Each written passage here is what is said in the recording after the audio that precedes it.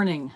I'm about to wrap up this kind of epic road trip is what it's really been, but I've been out for a little over a month, and I wanted to share some of my thoughts and reflections about what this has been like for me. I wanted to find out what it would be like to live and work from the road. And in large part because there have been so many YouTubers that I've been following that have been really inspiring in their journeys and how they've been able to figure out how to do this. And they do it from a bunch of different perspectives. There are a couple of people I follow that are, real minimalists. They have, older rigs, some vans, some small Class Cs, stuff like that. Nothing ostentatious. They're not, I got no idea how much money they're making, but it doesn't appear they're making a whole lot, but yet they're very, very happy and very comfortable. All the way up to the other end, there's some people that I follow with giant Class A's and huge fifth wheels and, all the bells and whistles, and apparently plenty of money to do whatever they want whenever they want to do it. And all of them are inspiring in their own way and have inspired me. So I would say I probably fall somewhere in the middle. This rig that I'm in right now is I call it a B plus because it doesn't have the cab over bed in the front. It's pretty small. It's actually, in terms of available floor space, it's smaller than my smaller travel trailer that I just recently sold. But it seems to be working out pretty well. I've got, so far in about 3 months since I got this, I've got 6,000 miles. And in this most recent, I'm still going to call it a trip at the moment. As I said, I've been out for about a month, and I'm not in any hurry to go home, but I'm going home today. I've got some things I've got to take care of. So I'm going to go home, I'm going to do that. I'm going to figure out where I want to be next, how I want to move forward with this next. And I imagine I'm going to be spending a fair amount of the winter in the desert Southwest, which is cool because I love it. There's plenty to see and do all the time.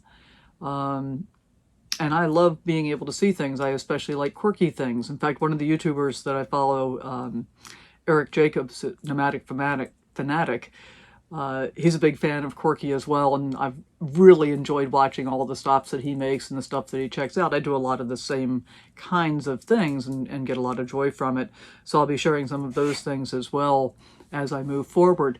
But it's not just the things that I get to see and do, it's the people that I've met. I have made some amazing new friends just in this past month. It has been truly a blessing, and I am so grateful for the opportunities that I've had to engage with people, to meet new people that I never would have met. I've met a whole bunch of people that are full-timing, and a bunch of other people that are part-timing, like I am still at the moment. But one of the things that I found when traveling is it's much easier to get into those deeper conversations than it is in traditional settings. I mean, for most of us, hanging out in our hometowns, we're probably not going to randomly engage in a deep conversation with what at the moment is a random stranger. But when you're traveling, it's different. It's easier to do that. I've had some great conversations. I met a couple that were volunteering at the Casa Grande Ruins National Monument, or historic site, whichever that was, near Casa Grande, Arizona, and got into a great conversation with them about where they'd come from, what it was that made them decide to go full-time, what the experience has been like for them, all of those kinds of things. So, and that's just one example of many.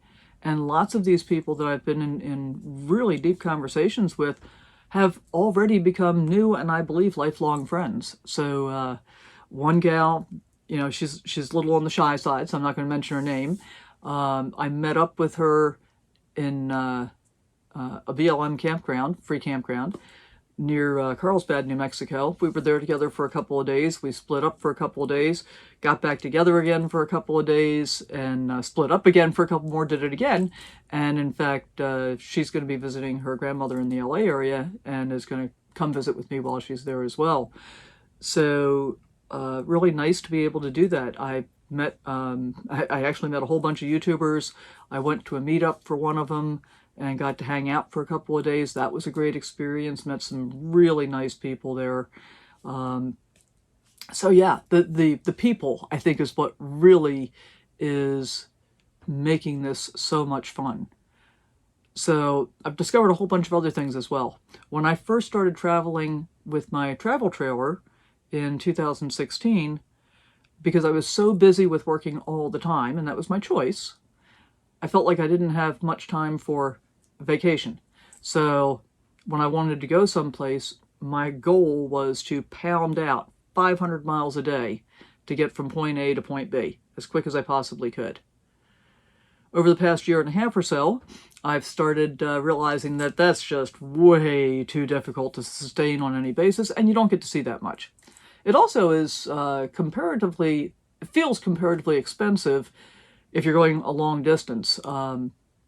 So, for example, my first goal destination for this particular month-long trip was Fredericksburg, Texas, for an escapees hangout, which was awesome. Can't wait to do that again, something like that again with them. But I already slowed it down. I said, no, I'm not going to do this 500 miles a day and get there in 2.5 days. Not going to do it. And I spent 5 days getting there, which still felt a little bit rushed in the style that I really prefer to travel in now. A bunch of people had said to me over the past few years, yeah, my goal is 200 miles a day max, or stop by 2 p.m., whichever comes first. And I get that now. I don't usually get stopped by 2 on a travel day.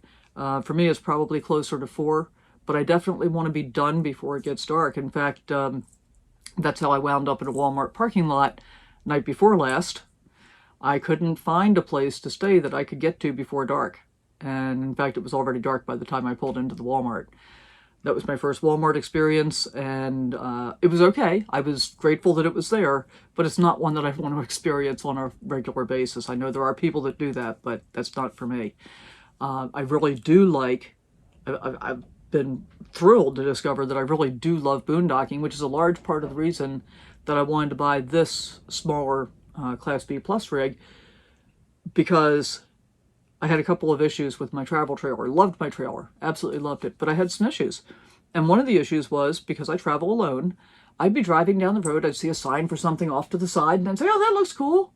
And I'd think, wonder if I can park. Wonder if I can turn around. Wonder if it's going to be a 100-mile detour if I can't. Oh, and I don't really have time for a 100-mile detour. Guess I'll skip that. So I skipped a lot of stuff. And then another issue for me that wasn't occurring yet, but I was afraid it was going to at some point, was the very act of hitching and unhitching. I was afraid was going to become, too difficult, too big a pain in the butt to deal with all the time. Wasn't an issue yet, but I figured it probably would be. And then the third issue, and this was really the most important, as I've discovered, I wanted to do more boondocking. But with the travel trailer, if I was in the trailer and there was something outside of the trailer that made me feel uncomfortable, like maybe I needed to leave, I'd have to go outside into uncomfortable to get out of there. Well, that didn't make good sense to me. So as a result, I really didn't ever do any boondocking by myself. And this rig solved all those problems. It's only 24 feet 10 inches long, so basically a couple feet longer than my pickup truck, and that means, except for the height, as I've discovered, because I have scraped the roof a couple times, so I'm going to need to do a roof inspection and make sure I haven't done any damage. But except for the height, I can turn this thing around anywhere. I can put it anywhere. I can park it in 1.5 parking spaces, usually, lengthwise. It'll actually fit in 1 parking space widthwise, so that's really cool. And as a result, I've been able to go a whole lot of places that I otherwise wouldn't have been able to go. Although I found out I need to read the National Park site web pages a little more carefully before I choose something. I was still glad I had the experience, but I went to, I know I'm going to pronounce this wrong, Chiricahua, I think is how you pronounce it.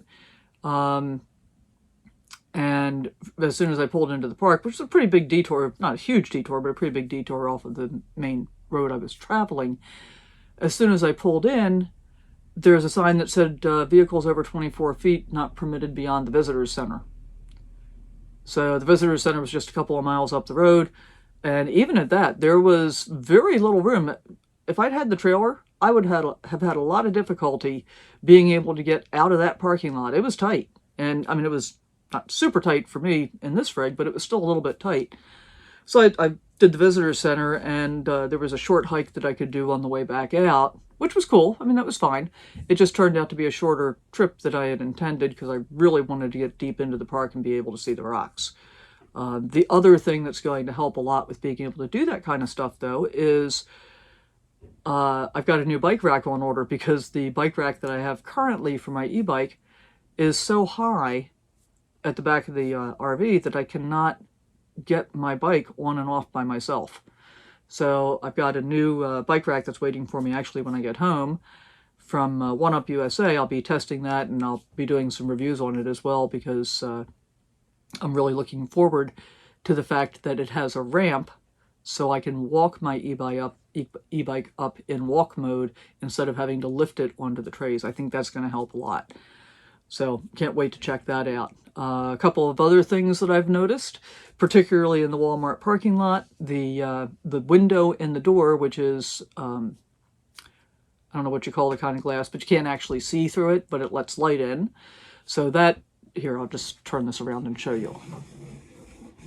That window right there is so bright. Even in the Walmart parking lot, it was the worst, actually. Really, really too much light coming in, so that made it a little bit difficult to sleep, so I want to get or make a cover for that. I had done the same thing for my trailer, and it made a big difference in being able to keep the light out at night, which is important to me. So that's one thing I got to take care of. And then the other issue that I've got to work on is how to level. I have a pair of Anderson leveling. They're like rockers, really cool. I used them on my trailer all the time and they worked really, really well. But because my trailer was a tandem axle, so one wheel in front of the other, and the wheels were pretty close together, I had to cut one of the levelers to fit between the two wheels. And that was okay, worked well for the trailer, but with this rig I have dual rear wheels, and as a result, it's really difficult to be able to get them lined up properly. And it still only addresses one side. What I've discovered is, with this setup, I pretty much have to be able to put levelers under both sides in the rear or both sides in the front to be able to get level.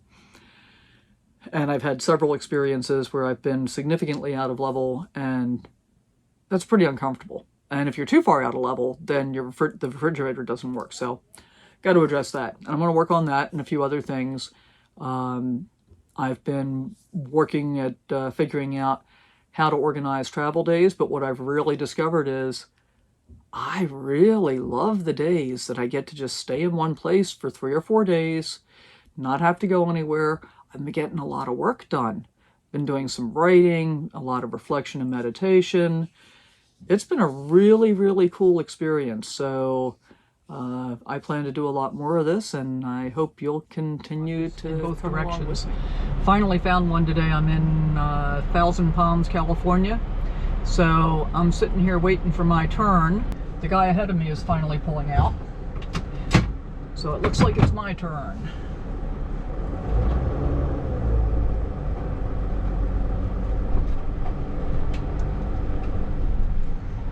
This is the best way I've ever found to get an RV washed. It's pretty damn cheap. Usually runs somewhere between $40 and $50. And then usually it's an extra $5 or $10 for wax at the end. This one is $48. They charge $2 per foot and $6 for wax.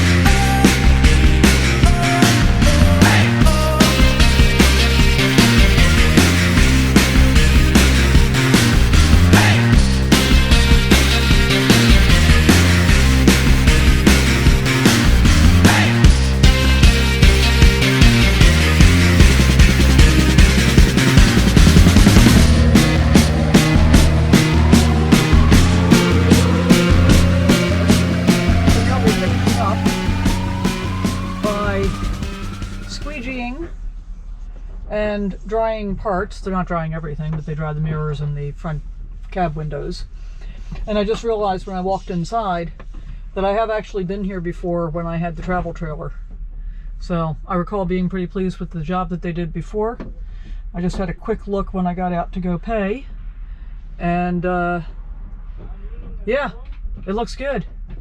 So total came to $57. I think they charged me sales tax, I'm not quite sure, but I mean, holy moly, you know, $57, and they've been working on me for almost 30 minutes at this point. So I think that's a pretty good deal. Less than $2 a minute. I think it costs more than that to go through a drive-through car wash. Probably. When I think about the drive-through car wash, I think that only lasts for about 2.5 or 3 minutes maybe. And while I was here, I had time to partially clean the dash and the windshield inside. So wow, it's now it's like I can see where I'm going again. How cool is that? Okay, so I am officially on the way home now, and GPS says 191 miles, and it looks like I'll get home at about 2:30 is going to be my guess. Turn left at the traffic light, then take the first right. Which will give me just about enough time to unload what I need to before it gets dark. Alright, but it has been a fantastic trip, and I have thoroughly enjoyed everything I've learned along the way.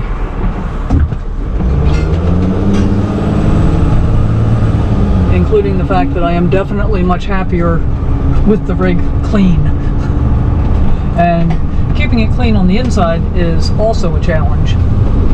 I mostly have that under control.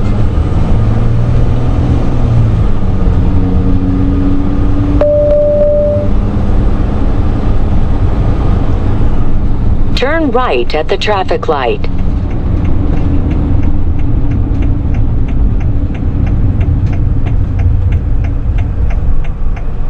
And I actually did a pretty good job of setting up to be ready for unloading this morning. Like, I stripped my bed and got all the, you know, laundry towels and sheets and everything ready to carry inside. So I bet I can have everything unloaded in probably 20 minutes.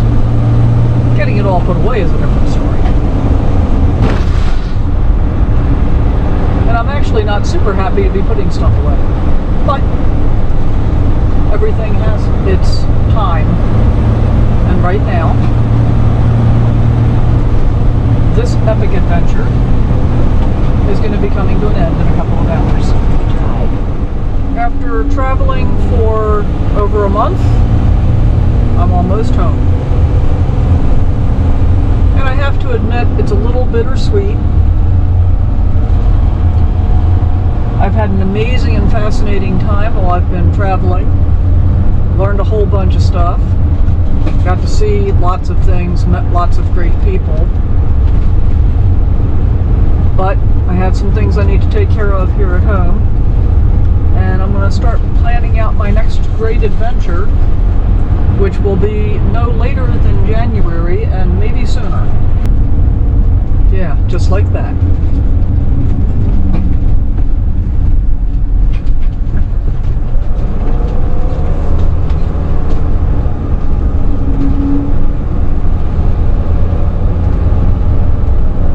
Oh, that's an interesting way to park in the street.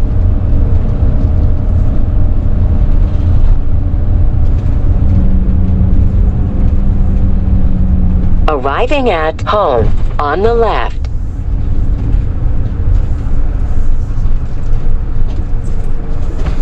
Okay.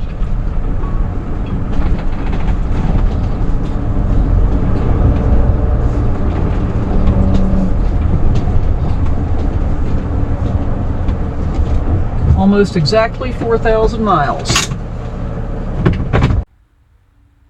Hey, thanks for hanging out with me. Hope you enjoyed this video. If you did, I'd appreciate it if you subscribe, hit that thumbs up button, and always remember to sally forth, live your best life, go out and adventure in whatever way works for you.